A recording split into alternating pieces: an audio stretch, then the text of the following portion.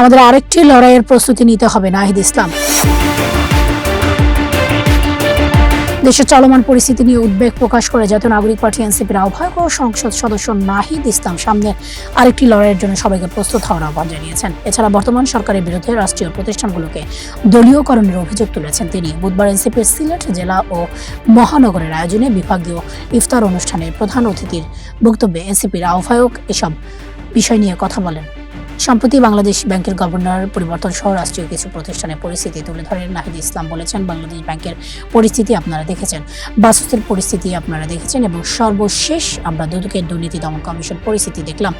দুদক একটি স্বাধীন ও নিরপেক্ষ প্রতিষ্ঠান, কিন্তু বাংলাদেশের ইতিহাসে কখনোই দুদক স্বাধীনভাবে কাজ করতে পারে নাই।